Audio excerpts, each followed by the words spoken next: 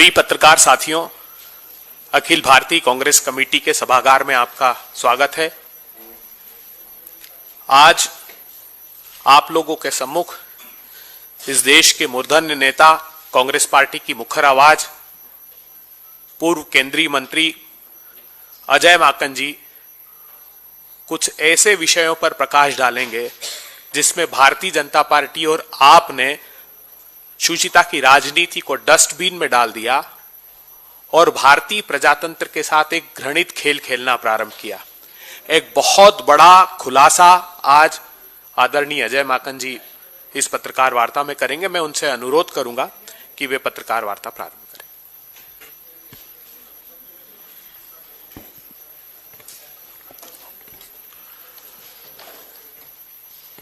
साथियों, आप सब लोगों का बहुत बहुत स्वागत है।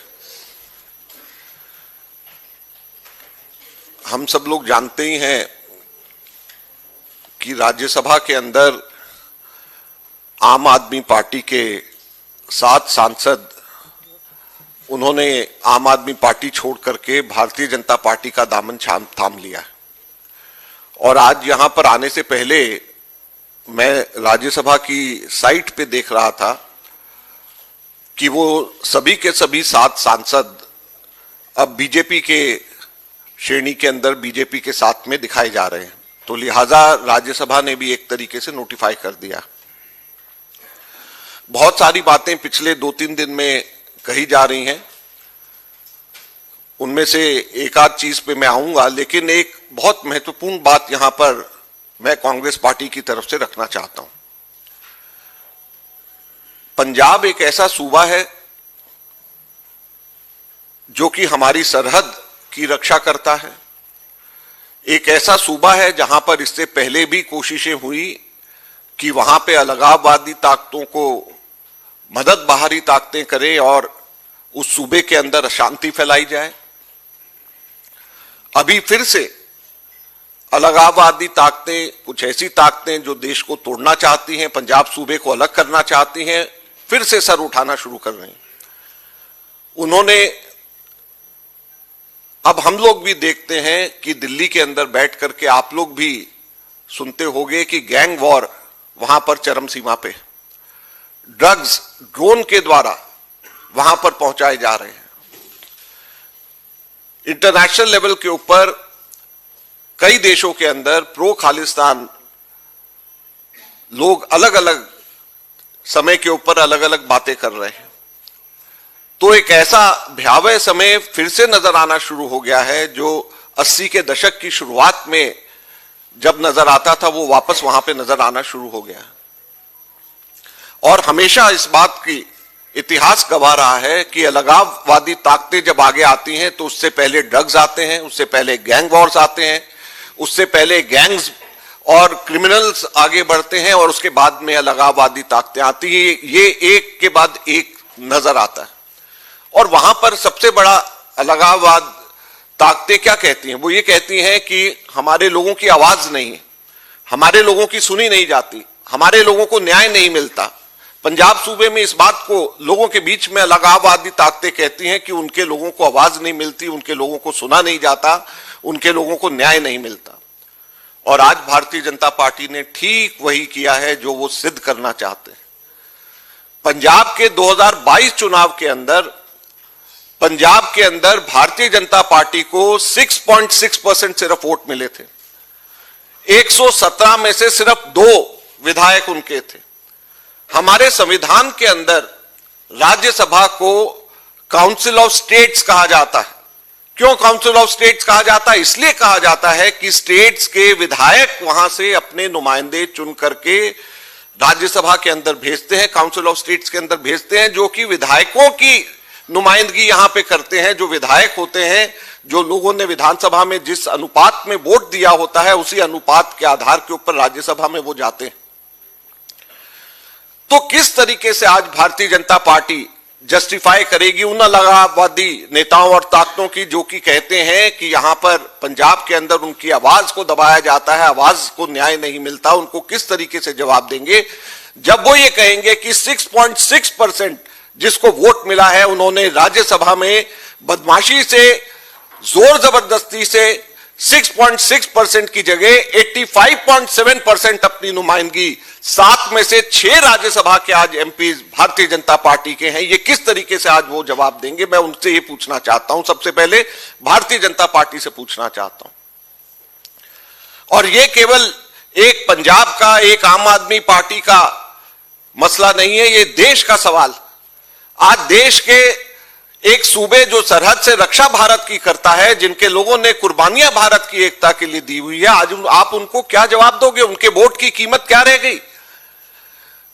जहां के सूबे ने सिर्फ 6.6% जिसको वोट दिया, आज उसके काउंसिल ऑफ स्टेट्स के अंदर 86% एमपीज आज वहां पर है। किस मुंह से आप वहां पर उनको जवाब देंगे? और आप नेशनल पार्टी है, प्रधानमंत्री आपका है, गृह मंत्री आपका है, आप किस तरीके से ये जो साजिशें हमारे खिलाफ हैं उसका जवाब आप देंगे? आज सबसे पहले कांग्रेस पार्टी, भारतीय जनता पार्टी से ये पूछना चाहते।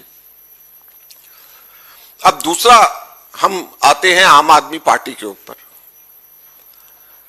मैंने बहुत बार इस मंच से बार बार ये बोला है कि आम आदमी पार्टी बीजेपी की बी टीम है। मैंने हमेशा इस बात को बोला है कि आम आदमी पार्टी के नेता एंटी नेशनल है, यहां तक भी मैंने बोला और बार बार बोला है।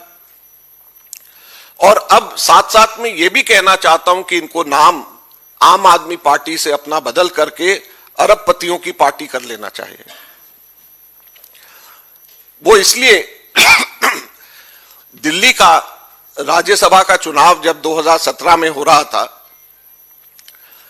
नवंबर 2017 के अंदर मेरे पास में, इनके बाद में राज्यसभा के सांसद बने एक नेता आए मेरे पास में, और वो हमारे ट्रेडर्स कांग्रेस के अध्यक्ष थे। उनको मैंने ट्रेडर्स कांग्रेस का अध्यक्ष बनाया था, सुशील गुप्ता जी को।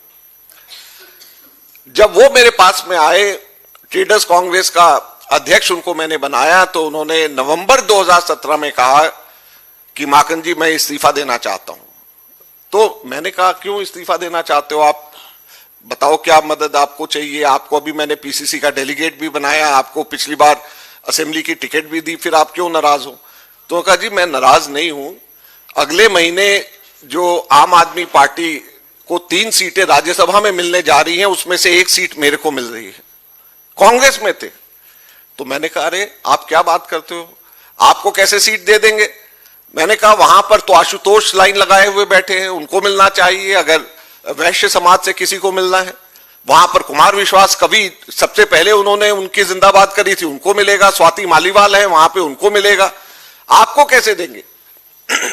तो उन्होंने कहा नहीं, मेरी बात हो गई है, मेरी सेटिंग हो गई है, मेरे को ही मिलेगी राज्यसभा। तो मैंने कहा कि लाला जी ध्यान रखो, आप बयाना बयाना मत दे आना। तो उन्होंने कहा नहीं मेरी पूरी सेटिंग हो गई है, टॉप लीडरों से बात हो गई है और मुझे ही राज्यसभा मिलेगी।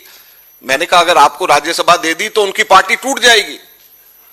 तो उन्होंने कहा भाई साहब उसमें क्या नुकसान है, आपको तो फायदा ही है, पार्टी टूट जाएगी, मुझे जाने दो, मुझे क्यों रोक रहे हो, उनकी पार्टी टूट जाएगी। वो मन बना करके आए थे, तय करके आए थे। वो राज्यसभा 1 महीने बाद कांग्रेस से छोड़ने के बाद उनको मिल गई। तो ये वो पार्टी है जिसने प्रशांत भूषण को राज्यसभा नहीं दी, जिसने योगेंद्र यादव को राज्यसभा नहीं दी, प्रोफेसर अनंत कुमार को राज्यसभा नहीं दी, जिसने आशुतोष जैसे काबिल साथी को राज्यसभा नहीं दी, कुमार विश्वास जैसे कवि को राज्यसभा नहीं दी, बल्कि धन कुबेरों को धन के आधार के ऊपर राज्यसभा देंगे। तो यही हाल होगा जो कि अभी पंजाब के सांसदों के साथ में हुआ है। जब मैं ये सारी चीजें आज की तैयारी के लिए कर रहा था, तो मेरी एक आदत है कि मैं थोड़ा रिसर्च जरूर करता हूं। तो मैंने कहा कि ये जो धन कुबेरों को टिकट दी गई है, इसकी कोई क्वांटिफाई करना चाहिए। इसको कल मैं प्रेस कॉन्फ्रेंस में जा रहा हूं, तो इसको कुछ आंकड़ों के साथ तो मेरे को बोलना चाहिए। तो मैंने कहा कि इन सबके एफिडेविट निकालते हैं जो ये सातों गए, और देखते हैं कि इनकी टोटल कुल नेटवर्थ कितनी है। इन्होंने एफिडेविट के अंदर डाला है। और आप साथियों हैरान होंगे, जो मैं आंकड़े आपको बताऊंगा वो चौंकाने वाले। 7 लोगों की टोटल तो मेरी कैलकुलेशन से बाहर है, लेकिन जितने टोटल थे उसको 7 से डिवाइड किया तो जो प्रति व्यक्ति राज्यसभा जो इनकी नेटवर्थ है वो है 818 करोड़ रुपया।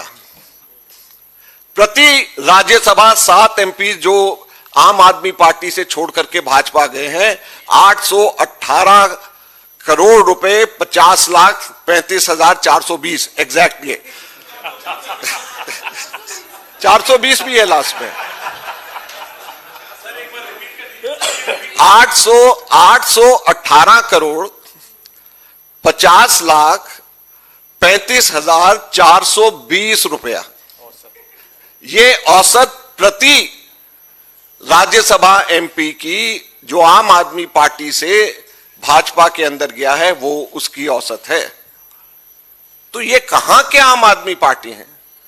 ये अरबपतियों की पार्टी है।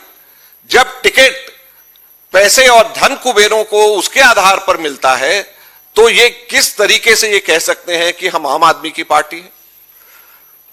और फिर उसके बाद में मैंने एक और रिसर्च किया। मैंने कहा कि ये देखा जाए कि ये सारे सुशील गुप्ता जैसे तो नहीं है। मतलब ये कि ये पहले से आम आदमी पार्टी के लिए काम करते थे या सिर्फ चुनाव के टाइम पे गए।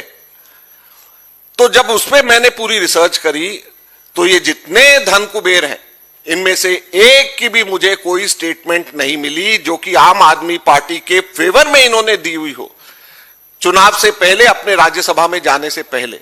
लिहाजा टिकट मिली, कुछ हुआ सेटिंग, और उसके बाद में ये राज्यसभा में आम आदमी पार्टी के हो गए।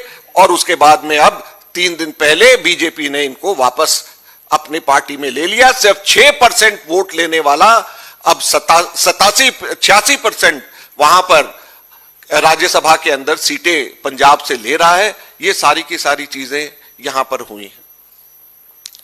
बहुत सारी बातें और कहने को है, मैं इनसे चर्चा कर रहा था, उन्होंने कहा नहीं आज आप इतना ही रख दे, ज्यादा देंगे तो और जो है बहुत सारी चीजें हो जाएंगी। लेकिन एक बात मैं अंत में कहना चाहूंगा जिसके लिए मैं सबसे बड़ा दोषी आम आदमी पार्टी को मानता हूं। मेरी ये खुशकिस्मती है और शायद मैं ही एकमात्र ऐसा व्यक्ति हूं जिसने 2 बेहतरीन एडमिनिस्ट्रेटर्स के अंडर बतौर कैबिनेट मिनिस्टर काम किया है। एक शीला दीक्षित जी और एक डॉक्टर मनमोहन सिंह। दोनों ने मुझे अपनी कैबिनेट में मौका दिया और सिर्फ मैं ही एकमात्र व्यक्ति हूं जो दोनों के कैबिनेट के अंदर मिनिस्टर्स था। और दोनों से बेहतरीन एडमिनिस्ट्रेटर, दोनों से बेहतरीन काम करने वाला, समझने वाला और ईमानदार एडमिनिस्ट्रेटर शायद ही कभी किसी ने देखा होगा। और इस सदी में खास तौर पे हमारे 21वीं सदी के अंदर इस तरीके से कोई भी एडमिनिस्ट्रेटर हम लोगों ने नहीं देखा है। अब उन लोगों को बदनाम करने की अगर साजिश किसी ने रची तो उसका नाम अरविंद केजरीवाल और आम आदमी पार्टी है। आज इनके मुंह से मुखौटा उतर गया है। किस तरीके से ये शीश महल में रहते हैं, किस तरीके से पैसे लेकर के ये टिकटों का व्यापार करते हैं और किस तरीके से उसके बाद भारतीय जनता पार्टी की झोली में डाल देते हैं। पहले भारतीय जनता पार्टी से ना तो मनमोहन सिंह जी के खिलाफ ना शीला दीक्षित जी के खिलाफ कुछ भी हो पा रहा था, तो उन्होंने एक प्रॉक्सी को आगे किया और वो प्रॉक्सी अरविंद केजरीवाल और आम आदमी पार्टी देश के अंदर वहीं पर जाकर के चुनाव लड़ते हैं जहां कांग्रेस और बीजेपी का सीधा मुकाबला होता है। दिल्ली में लड़ते हैं, हरियाणा में लड़ते हैं, गोवा में लड़ते हैं, गुजरात के अंदर लड़ते हैं, वहीं पे जाकर के लड़ते हैं जहां पर डायरेक्ट सीधे के सीधे मुकाबला होता है कांग्रेस और बीजेपी का या कांग्रेस और दूसरी पार्टी का, ताकि कांग्रेस को नुकसान पहुंचाया जा सके। तो ये अब इनके मुंह से मुखौटा पूरी तरीके से उतर गया है और मैं समझता हूं कि आगे आने वाले समय में देश की जनता इस चीज को अच्छे से समझेगी और ध्यान देगी। धन्यवाद।